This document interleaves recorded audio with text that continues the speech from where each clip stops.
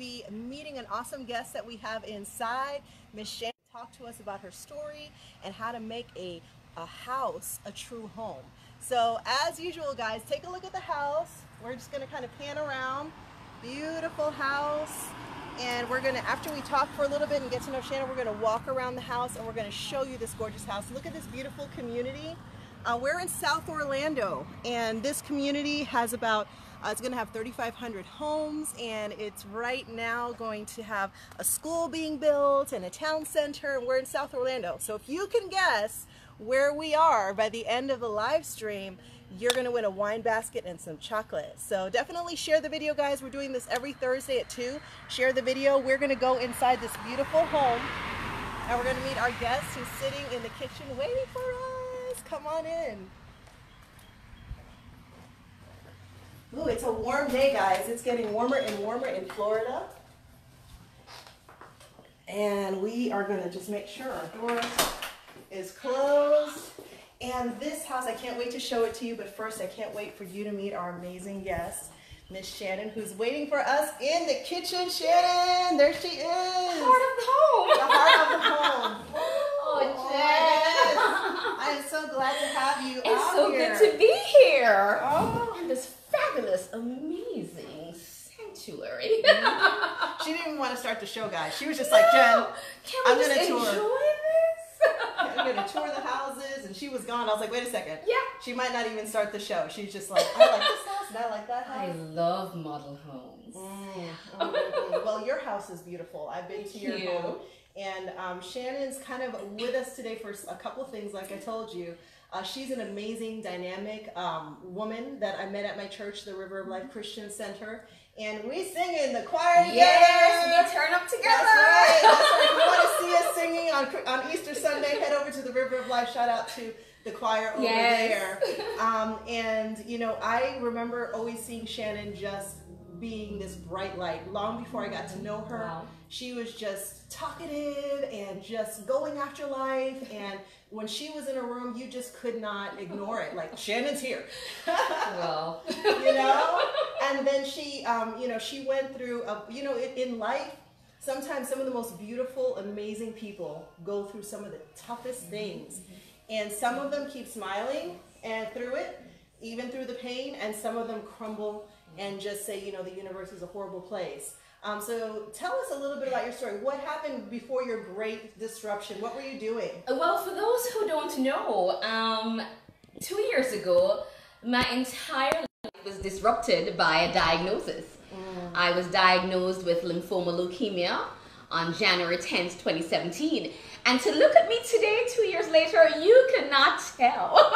She's amazing. Like, I think she has a few trolls as a makeup artist and like a hairstylist and a stylist overall, maybe. This is what happens when life happens and you decide that you are coming to the fight to win. That's right. And that was basically my approach. That was my attitude that, okay, this diagnosis, which is seemingly going to disrupt every part of my life, yeah.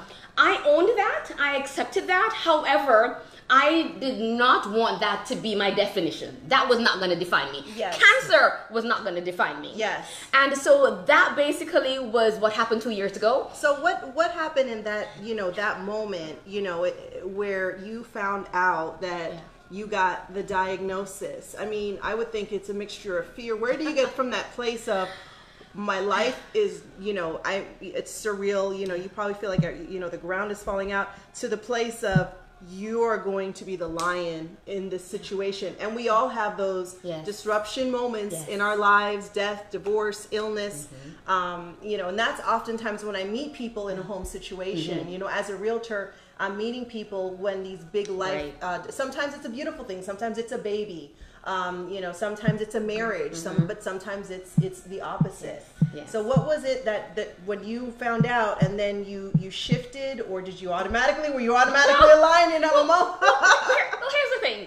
This was a complete shock because the Monday night I was an adjunct professor at Palm Beach Atlantic University, and I was also the admissions counselor. Yeah. So life was going on as usual. I had bronchitis towards the end of the year, and as the year began, I thought my bronchitis was turning into pneumonia. Yeah. And so when I was diagnosed, I was completely blindsided. There was no symptoms. Wow. And to answer your question as to what was happening and how I felt in the moment, it hit me, but I also had to decide then and there what my approach was going to be. So before you even said something, maybe before the words came out of your mouth, or were there some words that came that you can't repeat? You know, actually, no. No. Wow. Oh no. man. And here's the thing, Jen, and I always like to say when this happened and when they came back with the diagnosis, I was shocked. But I was in a calm place. It was almost as though my reservoir came up. Wow. And what I mean by that was, I'm a church girl. Yes. I'm a Christian. I'm a pastor's daughter. I have been in church all my life. I've had a relationship with the Lord for many years. And in that moment, something happened. It was almost like a movie reel was playing. Wow. And I said to myself, this is what everything was for. Everything I've gone through was preparing me for this moment and this fight. And I had to decide right then and there, you're either going to be a victor or a victim. Yes. Guess which one I chose. Oh, girl, I know. It's like all over you. You're just like the glow of I chose that I was going to be a victor, regardless of how it was going to go, because I wasn't in denial. I knew that this could have possibly taken me out. Yeah. And truth be told, if I had not gone through the treatment plan and gotten I'm a bone marrow transplant recipient. Yes. That was the big deal. And that was, I remember that. That was the big deal. And we'll get to that moment where, you know, we are, and just a quick shout out to Jay, our videographer. Jay is taking comments, and he's all dressed up. We can show you how good he looks. He's all in like almost a three-piece. We're so happy to have him. Jay is styling. Exactly.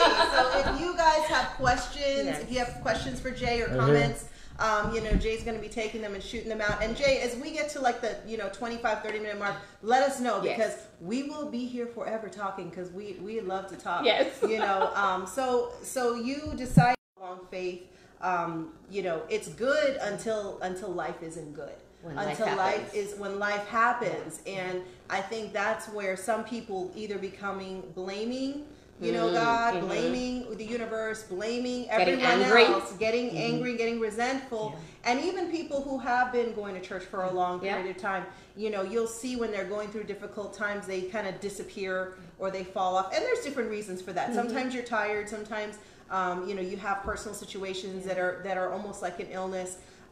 And you can see people shift and lean in and be like, okay, God, now it's time for you to act and to work. Or they can get into that place of fear and anger and let me just interject here. That's okay.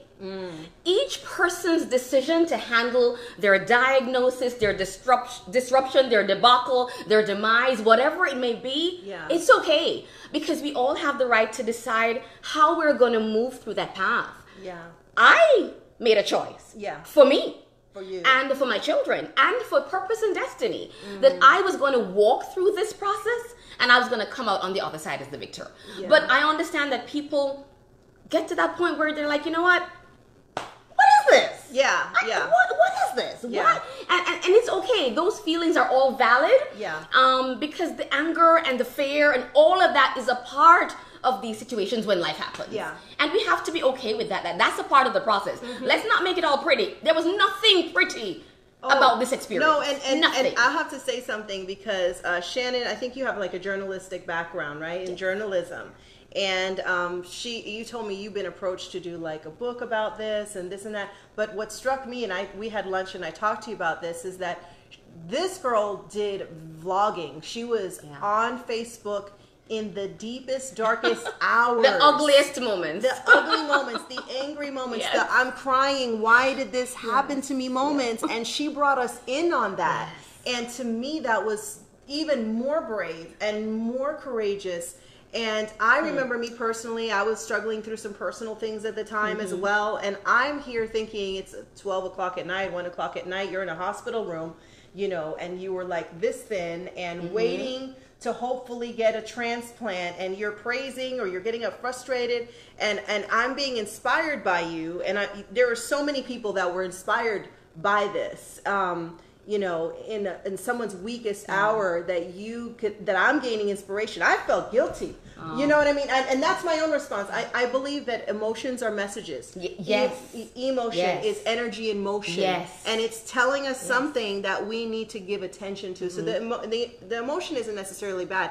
And I was feeling guilt. I still got to figure out what that was about. But it was just incredible how you shared, and you did not shy away from sharing. I didn't have a choice. I didn't have a choice because the year before, I was ready to set up a studio in my home and start doing vlogging on a regular basis. Oh, I didn't know that. I didn't know that. Listen, it has always been a dream of mine to have my show. And I said, okay, Lord, you got Jay's number now, right? All right, Jay. Everybody that comes on here is going to want to use you. But seriously, that was my intention. I said, you know what? I have a voice. I have a message.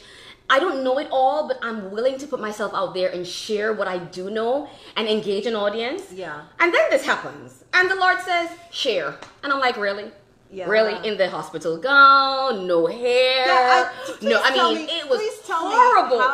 How do you press play when you are in that, like, how do you press play? How do you invite people into that space? Because I think a lot of us who, have faith, we go through the horrible thing. Then we come out and they're like, here's my beautiful testimony, all ribbed with a little ribbon and everything like that. So how did you... And as I said, I didn't have a choice. I realized it was an assignment.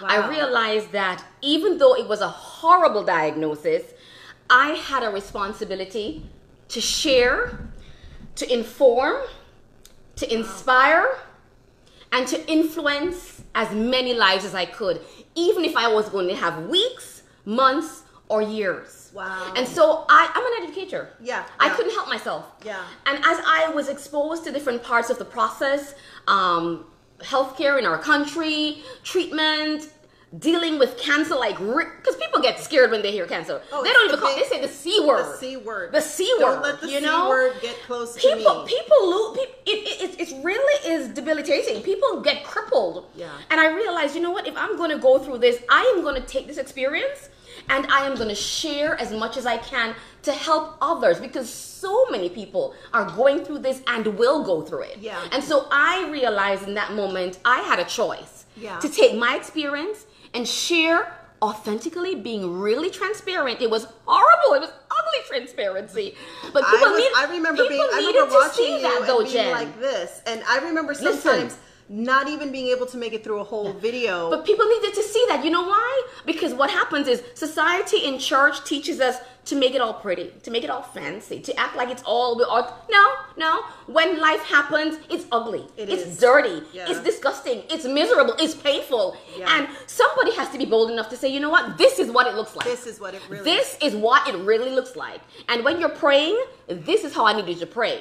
Because guess what? Cancer patients don't only need a miracle. Yeah. There are so many other things that cancer patients or people dealing with chronic illness needs. And I wanted to take my experience and tell people what those things were. Yeah, I think a lot of times, if you haven't gone through it, and thank God I haven't, and who knows what my future is, but you have friends and family, you just have this feeling of helplessness. Yeah. Like, what can I even say? What can I even do? It's like another kind of like this sacred illness, let's put it over here. But what are the tangible things that you thought people needed to know besides pray for me? What were the tangible things? I did not realize how important insurance was until maybe that's your calling. Everybody needs insurance. I learned so many things about the behind the scenes. Yeah. I realized that sick people need more than soup. Chicken soup, my favorite. I realized it was more than soup. And granted, there's nothing wrong with providing soup or prayers and best wishes. When someone's life has been disrupted by a diagnosis or some kind of disaster, they need tangible, practical things. Yeah. Remember, I was working 2 jobs. Yeah. All of a sudden, I could no longer work. Bills needed to be paid. Yeah, and there was food needed to be provided for my kids. When someone is going through, it takes more than prayers. Yeah. It takes more than good wishes and heartwarming thoughts and likes and comments and shares. Cards and it flowers. Takes the gift of presence. Presence was it was 2 things: prayers and presence. And how would you explain what presence is. I think because sometimes, you know, when you go to visit someone in the hospital, you go to their home, what did you need from the person that was there for you in presence form? Because I think that's one of the most uncomfortable things for people to do, is to be truly present. Well, here's the thing. When I talk about the gift of presence, I now have it as a hashtag, gift of presence. I'm not just talking about being in the person's immediate space. I'm talking about that place where you become emotionally available and accessible, plugging in and tuning into what that person needs. Sometimes it is not just you being there, sitting with someone. Because let's face it, I was on the oncology ward, and then when I did transplant, I was on a transplant ward. I couldn't have everybody around me. So I wasn't really needing physical presence, but I was needing encouragement. I needed people to still see that I was still Shannan. I was still useful. My brain was still functioning. Just because I was 107 pounds or I didn't have any hair and I looked a hot mess, I was still me. Still bold and bossy. And all you had to do was like speak. I was like, oh, she's in there. I was still me. With all the, in fact, I from my hospital bed, I helped to interview my replacement at work. In the hospital bed. Because I was still me. And I think what happens sometimes when someone gets sick, people go into the sympathy mode as though you no longer have any use. You're no longer relevant. You're now invisible, poor little shut-in. No! People need to know that they're still important. They still matter. And that you're cheering them on. You're cheering them on with your words. You're not preparing them for death. I got that. I got people who, and they meant well. Wait a second. They meant well. Hold on. Wait a minute. They meant well, but people How did they come in and prepare you for people would subtly send me messages in a preparation for what? Listen, I was not in denial. I was not afraid of death. I was not in denial. But I realized that when people are going through sickness, one thing that happened that really hurt, people pulled away. And many times people pull away because they're afraid for you, but they're afraid for themselves. They're afraid that if they stay in this space, they're going to lose you and they don't know what to do with it. So they just shy away, like they don't even know you. Oh my God. We never had a relationship. I have no idea who this person is.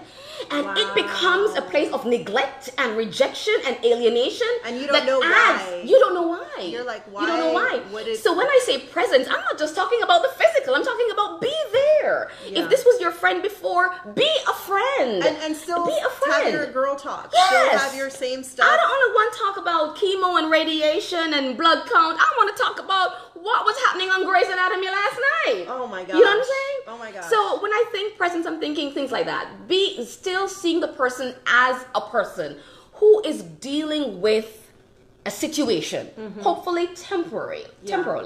Another thing that I consider presence, I had people who would schedule when they would take turns to take me to my doctor's appointments. That's really awesome. That was huge because I couldn't drive. Just that one thing. I couldn't drive. I mean, I needed people to drive me around, to take me around. I needed people to go to the grocery store for me because guess what? I was too weak. And that to me is a tough place. I had a surgery and I was down for three months. Nothing that like you went through. But I remember just having a really hard time asking for help. Having a really hard time asking for help. And you didn't have a knight in shining armor. It was all you know, as a single mom. Well, here's the thing. Thank God for my mom, my siblings, my children, and my very close sister friends. And my church family. Because they carried me through. But you just said something a while ago that when you're going through, you are afraid of asking for help. You know what I learned in this situation? It's okay to ask for help. It's okay to say, I'm not okay. It's okay to say, I need you. And that leads me to that's a tough one to say that I need, even the people that you love. Listen, because it means accepting that you are vulnerable and you need help. And you can't do it. And society tells us, no, be strong, be brave, hold it all together. No, we are called to community, which leads me to our topic today about being in this house. Because the reality is, I needed to say, Shan, you are going to need people to come into your home. I was not the kind of person who would have people over. Wait a second, because your house, like, Oh, I mean, no, it's no. it's a Trust me. it's dressed to the nines, and Listen. everything is set. And you know, my house, you know, growing up with my kids, you know, it was a mess, guys. I'm a realtor and I stage houses, but I need a stager for me. Because I'll stage your house, and I'll be like, no, don't come to my house. But I mean, what was it? Why wouldn't you have people come? Because here's the thing, my father my parents actually taught us that your home is your castle. Okay. So you don't bring everybody into your personal space. Like your sanctuary. It is. Yeah. That's why I call it. That's what I call it. And so my public persona, I am like very flamboyant and exuberant, and you know, I'm warm and bubbly. When I go home, so I wasn't used to bringing people for dinner parties and all that. When I got sick, guess what had to happen? I needed to get comfortable allowing people into my personal space. I needed to get comfortable with people coming in and helping me with my laundry. Oh, wow. I needed to get comfortable with people coming in and helping me have a bath. Oh my gosh. I needed to get comfortable with people seeing me in my transparent, raw, vulnerable moments. And guess what? That is exactly what the Lord wanted. Yes. Because here's the thing. If we get sick or life happens and we shut down and we withdraw and we get silent, then God doesn't have the opportunity to show forth his goodness, his grace, and his glory. And so I needed to get comfortable opening myself up, opening my home to people who were safe and sincere to do this journey with me. And because it's something else, and you know, we weren't as close at that time. That was when I was having some difficulties. I wasn't at a church as much. And you know, what I have found is when you are allowed to help someone, when you're allowed to enter that space, to be present, to be of service, there is this amazing interchange of blessing that doesn't just go to the person you're blessing, but comes to you, and other opportunities, other paths, other you know, miracles are given and multiplied. You know, and so, you know, and I definitely, you know, when your life was opened up that way, I know that there was within our community, there was so many amazing things and stories that happened. And unfortunately, sometimes it takes these difficult things for them to happen, to bring people together and to equip them for the next time. Maybe it's them, maybe they're in, you know, in that position. And how did that change your home dynamic? Because you're in your house. This is my place. This is my space. And now there's somebody in your kitchen. There's somebody, because I've been in this place where I've had people live with me on and off over the years, and family. And there's a beauty to it, and then there's a not so, you know, beauty to it. I really had to get to a place where I realized I was in charge. I liked to tell them, I am still the woman of this house. I like to say that, even in my fragile state. But I was also willing to humble myself and recognize that they were here willingly helping, serving, assisting, and be okay with that. So what if they didn't put my dishes where I normally keep my dishes? That's the thing. Didn't really matter. At the end of the day, that was not as important. I needed to recognize that when you allow people into your sacred space, you need to be willing to make adjustments within yourself. Be humble to receive that help. But also be gracious enough to be grateful. And to show appreciation. And so that's kind of what it's like now. I don't have as many people coming over now because I'm better, but I can't wait until I can throw a party. Woo, big housewarming party. I can't wait. Bring everybody. Because I have so many people I just want to love on and just say thank you to. For what they did. Who have I'm telling you. I mean, Jen. Jen. Their words don't even come. You have no idea. No, I know I could not have gotten to this place without God's grace, without his healing power, but the people and that's where he assigned to walk alongside me. This is our story.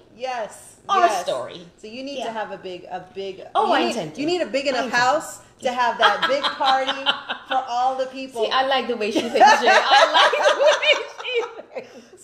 So tell me, like, in terms of, and now, guys, we're going to transition. We're going to start walking around the house, and you know, I'm sure you can envision having the party here because this is a gorgeous house, guys, that we have today. And if you're watching, again, if you can figure out where we are.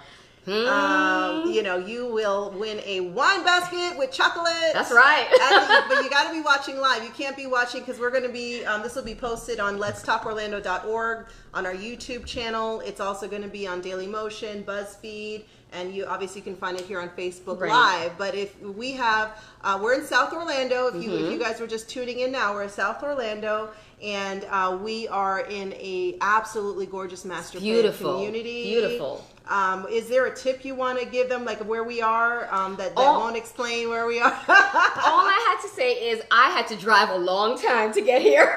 It's definitely South Orlando. It is South Orlando. Yes, that's exactly right. So if you can figure out the name of the community, and you guys can Google it. Yes, take a guess. Definitely take a guess. I'll give you a tip. There is the Neo City being built not too far from here. That's a good couple tip. Blocks. That's a really good tip. That's a really good tip. That's a very good tip. But it's a technology city. It's going to be like a Google campus for the manufacturing industry, nanotechnology. So if you want to be, for those of us who missed out on Lake Nona, which is so expensive now, you got another chance at a Lake Nona style city, but over here it's going to be the technology city called Neo City. So tell me, when you were talking about making the house a home, before we get up and walk around, you know, what are some tips that you can, because I definitely see this. This is what I hate seeing. I hate seeing that I sell someone a gorgeous home like this, and then I come to their house 6 months, a year later, and it's this dark place. The curtains are covered. They haven't had any guests or visitors, and the dream that they had didn't come to a fruition. And I would say it like this, because whatever's inside is mirrored in the home. In the home, exactly. Okay, and so what would you say besides you hit it right there. You hit it right there, because when you first invited me to do this, as I was thinking, I was like, I know I'm going to talk about the cancer journey and all that, but I also want to make it relevant to the audience as it pertains to home ownership. Yeah. And I believe the thought that came to me was, how do we take a beautiful house and turn it into a haven of a home? Yeah. Yeah. And to the point that you just made, many times this is what happens. We work hard and we get the credit, perfect shape to get this nice, gorgeous house. Yeah. And then there's no life. Yeah. And you're disillusioned, your disappointment, and all you're like is, I have this big mortgage. You have this huge mortgage. And you're like, why? But no life. There's no life breathing in the house. There are no relationships being developed. There's no learning. There's no intentional connecting. Yeah. I have a rule with my kids. I'm like, I know you're teenagers and I respect your need for privacy, but in this house, we don't close doors unless we need to. Yeah. Because I believe in the open door policy. It says I'm available. It says I'm here. It says you can reach me and I can reach you. Now, it doesn't mean we don't ever close doors, but it's the point of where families get to a place where we spend more time with strangers and coworkers, and we work so intentionally on those relationships, yet our home is an empty shell. Yeah. It's beautiful, gorgeous furnishing, and great decor, but there's nothing there. Yeah. No relationships that are thriving. Nobody taking the time to really connect and understand what's really going on with you. Exactly. What's really happening. And it's to me, it's like the screen policy. You know, everybody is in a room with a screen. A room with a screen, a room with a screen. And so, you know, one of the things we're going to see, we'll start getting up and kind of look around, is, you know, that this house, everybody's always like, Jen, I want to have the house that has the open floor plan. Yes. So when you see this open floor plan and kitchen, like what do you envision? Let me just tell you right now. This right here. Can we start with the kitchen? Yeah, let's start with the kitchen. When I see this, we got a little equipment, guys. Sorry, move this. I immediately think Sunday dinners, because I like to cook Sunday dinners. Now, let me ask you a question though. Like after church and all the choir stuff, like how do you have enough energy? Honey, I was born Jamaican. I got a Jamaican mother, and even Sunday, I got up Sunday morning at 4 a.m. and I was seasoning 4 different meats. At 4 a.m. At 4 a.m. Wow. And dancing to my choir songs, so that when church was finished, my dinner was already prepared, honey. Oh, wow. We don't do dinner in my house in the afternoon. No, darling, that's not what we do. What time do you guys? No, I usually prepare my meal the day before or the morning of. Okay. Like before I came here today, dinner's already cooked. Excuse me. Bless Oh, you. wow. Dinner's already At your cooked. house? And so I like presentation. Okay. I like trying new things. I enjoy cooking. I'm a homemaker. I love that. So when you see like the counter space here, This for me is great. Why? All this cabinetry. You can never have too many or too much. Cabinets. That's huge. I'm in agreement with you there. I'm That's definitely in huge. agreement with you there. And you've got cabinets all the way everywhere. over I here. like that. Yes, it's easy to reach and it's not too high. I like the fact because I'm not really tall, so I like the fact that it's not too high that you can't really reach anything. I know sometimes I always have. You know what I like about this is that normally they start way up here, and this is actually something that I can use. Right. I would, whatever goes back there stays there for 10 years.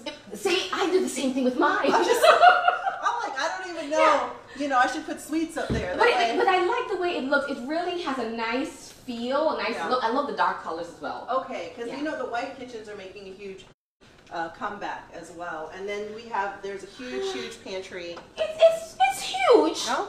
It's huge. It's huge-ish. It's huge-ish. It's not. You want to walk in? Listen, I like a walk-in closet. I mean, a walk-in pantry where I can go and it feels like I'm in a supermarket. Oh wow. Yes, I like that. You want to go shopping in your own? But here's the thing, I like to give away things. Oh. So I always like to have a big enough place stuff. that I can have extra stuff. Okay, so let's walk over this way. This formal dining room. Listen. This is not big enough for you, I don't think, this table. Right now it is. Right now it is. Because remember, I have teenagers who are getting ready to leave. Oh, okay. In a few years. Did I say that out loud? Mine is gone in the Navy. Yeah. He's gone now. I have teenagers who are thinking, we're thinking college now and high school. And so this would be fine.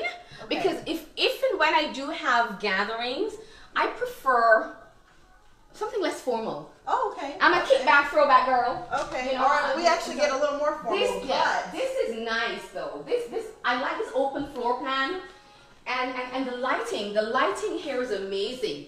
All this natural lighting coming in. Yeah. Because I don't like a lot of lamps and all. I like to be able to open up the place and have that feel of the sunlight and yes, I love that. So this would be a perfect place for me to kick back and chill with my friends and kids. And I love this couch right here. This right here is just everything. This would be I'm my spot. This right here lounge. would be my spot. Everything would be right here. I would never get up. I would just be like, I would fall asleep here most nights. Yeah, let's just be real. Oh my god. But I just like the way it flows from the kitchen to the living room area and this. Yeah, let's take a peek out there, guys. Gorgeous. Because this here, and I'm not going to keep it open. Yeah, because the bird's trying to come in. There's a little cardinal that has been trying to come in, but this opens all the way up. And lovely. It's a smart home, so we'll see that little panel, and we're all being watched by the house. The house is watching us. I like that.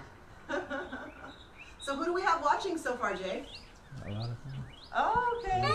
We got, yeah. Wonderful. Shout out. Tell us who's watching. We got Brett Cooker, Lena M. Pooler, Lena's Cedric watching. T, Susie Crudo, Oh, Susie. Hey, Susie. Sherry Wafer Gladney, Oh, Sherry. She's from the choir. Watching. Yeah. Elizabeth Sterling. Oh, Wonderful. Liz. She's an amazing hairstylist. We've got to have her on and do like someone's hair while we're There you go. Yeah, while that we're would be doing it really nice. quick. That would be nice. Marcus R. Hunt, Okay, Marsha Marcus. Miller, Oh, wow. Mark's from church as well. Laurel Howard, who was our Yeah. confession, All right. Dina Newkirk. Oh, Deanna, yeah. Wonderful. So look over here really quick. This over here is what we call a conservation lot. And definitely, if you're a nature lover, you're going to want something like this. A big patio area over here. And the wonderful thing about this conservation lot over here is it goes way out. Nobody's going to build back there. Now, there may be some alligators. What do you think about, look. Shannon's Shannon, you notice where I am. You see where I am. Are you seeing where I am? I'm like, she keeps going back into the Yeah, house. because see, here's the thing. This is where my love for nature ends, like right here. Right here. I would just park a hammock right over there, screened in, so I don't have a lot of Okay. Yes. So, I was like, Shannan's not coming walking out here. I'm thinking snakes and gators and lizards and all bugs and God's all. goodness. Oh yeah, all I the remember, residents. Yes. I remember when we were doing LaRue's house that we had a bunch of bats come into her ceiling and into her roof, and I was like, LaRue, bats are God's animals. She's like, I don't care. You stay there. She's like, all of God's animals stay outside. Yes. Okay, so one of the things I love about this home, and just a little bit of information, this house here is 4 bedrooms, 3.5 baths, and there's an apartment. That's one of the things we're going to see that I love about this house. It has its own apartment called a multi-gen suite. So if you have like a mother-in-law or like a mother-in-law suite, mother-in-law, family, or you can Airbnb it and offset your mortgage by renting it out. 3-car garage and 2,795 square feet. Wow. Let's take them into the master first, really quick, because everybody always wants to know what is a master suite like. And that's very important. I love this master. That's very important. This one is really, really gorgeous. Yes. So come on in, guys. Is everything. Once again, all this lighting that's coming in, I just love that. I love that. So definitely. And the spacing is nice too. It's not too large. Yeah, I've seen bigger master suites. I have as well. But it's not too small that you feel cramped, and you can actually work around in here. You can actually do some things in here. So I like that. I like that. And I like that. What do you think about the way that the bed is set? Would you do it this way, or would you do something different? This particular one is not really so much my style. Is it this? What is this called? The tufted. This is not really my preference, but hey, it works for the purpose. For the purpose. And I keep seeing these little furry pillows everywhere. I always think, oh, it's a dog. No, it's not. It's a pillow. See, no, but it's nice though. The good thing is the size and the lighting that's coming in. Okay. I like that. Yeah, I like that. You can look at the nature of the back there, but it's not in your face. So let's come on in over here. Yeah. And we've got, of course, this is really very important for a woman. Listen, this is mine. This is mine. That's hers and that's hers. So this is where we wash our face and this is where we brush our teeth. Listen, this is important. All this space is important. And if you're a girly girl and you need to have all your things, well, I don't usually have my things here, but in the moment when you're rushing, you need to have a place for everything. This works well. And if your daughter's like my daughter, she wants to be getting ready with you and using half your stuff. That's not my daughter. No? Oh, my daughter's like, and Mom, thank you. And maybe I don't give her enough stuff because she's there like, definitely working with my stuff. I like all this space as well. So are you a shower girl or a bathtub? Yes. I am all about the Dunswick fall shower. Oh, okay. Yeah, Not too big of a mess. No, that was the kids. Yeah, I'm a shower person. Person. So when I come into a model home, this is just for decoration. Yeah. This is where the magic happens, right here. Yeah, a lot of the builders these days are only doing showers, guys. The one thing you want to see is if it's all like, I see them do a shower all the way to the other side. I've seen that as well. But it's cold. This is what people have told me. Yes. Oh, look over here. See, this is what I'm talking about. This is what I'm talking about. Jay, you've got to see what I'm talking about, Jay. You gotta see. Oh, wait, I didn't see. Holy moly. Wait a second. Okay, I didn't see that. There's more. There's more. Yes, there's more. Oh, you gotta pay extra for that second half? What? This is good. That's like 2 in 1. 2 in 1. That's right. And one of the things that I think is really cool is if you and I say this over and over again, but if you put like the cabinetry in here, it really, really uses the space so well. A nice mirror. Yeah. Wow. A little seat. Yes. A place for all the shoes. Yes. And everything. And the bags. And then of course the water closet. And you got linen. And I like having the linen closet in here as well. Because you don't have to run for that towel. Right? It's like, where's the towel? This is good. I like this.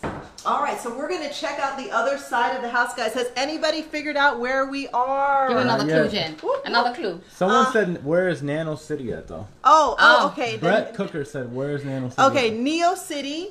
Where is it at? Oh, okay, he might get, now if you're in the real estate industry, if you're like a realtor or a lender, that you know, it's just the wine basket is for people who are not in the real estate industry, because we know where all of the communities are. Right. But the Neo City is in South Orlando, and I will give this, guys, look, because we're getting towards the end. Yes. It's between Kissimmee and St. Cloud. So not Kissimmee, not St. Cloud. It's actually going to get its own name. But if you go, if you look up the community, you'll find the name. They're going to be changing. There's going to be an actual city named in the name of this community. Wow. That is not St. Cloud, and that is not Kissimmee. That's a good clue. Yes. That's a good clue. That's a huge clue. Yes. So if you don't want to be in Kissimmee, you don't want to be in St. Cloud, you want to be in a new technology corridor that's going to have its own name, you want to be in this community. And they're only in the first phase. Nice community. So we've got 2 bedrooms. Yes. So let's take a look at this one.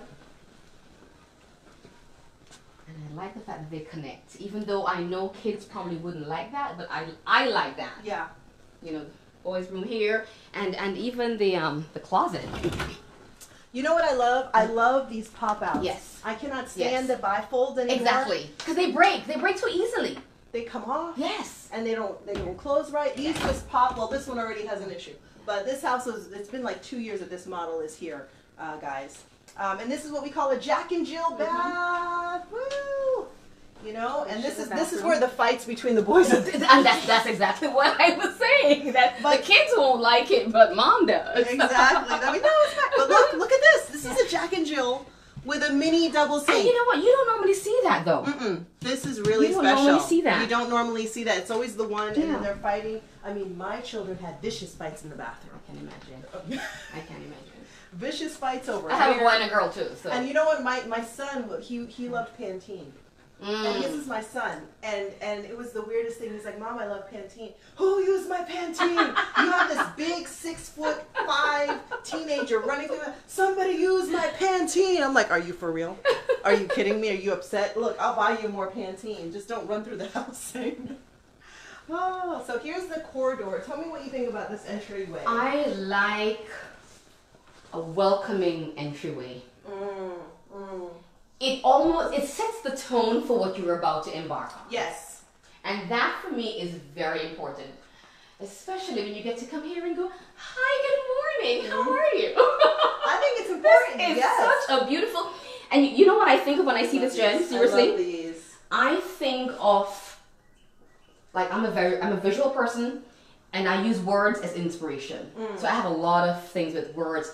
This would be a great place to put those kinds of messages. Really elegantly done. Yes. But it's almost a way to say, this is our sanctuary, this is what you're entering in. This is our space, this is our energy, this is our philosophy. And there you go. This is the energy. This is the energy. This is who we are right here at the very beginning, in this open space, in this entry space.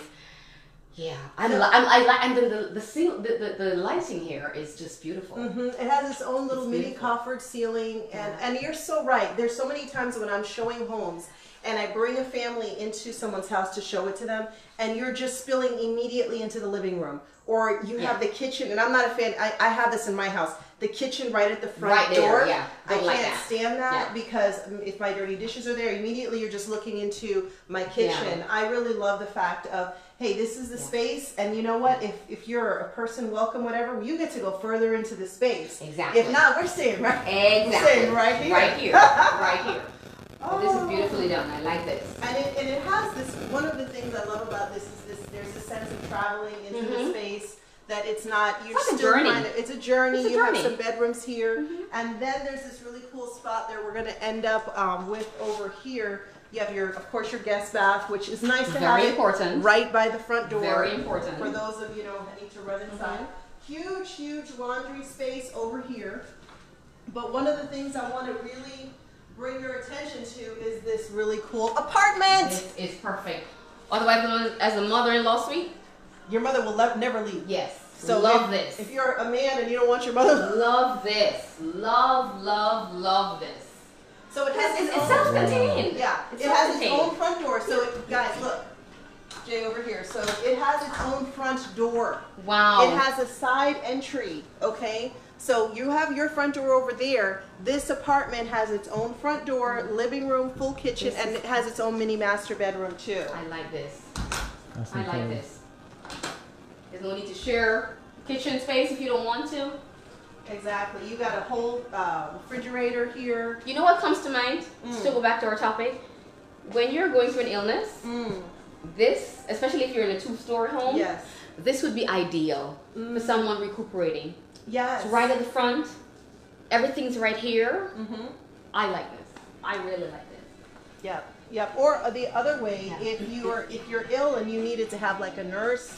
Exactly. Or Someone come stay with here. you, They have their own self-contained area. Really good as well. This is really nice. Music's a little loud in here, but you see you have a full master bedroom. You have surround sound, which we're hearing. You can get surround sound in this.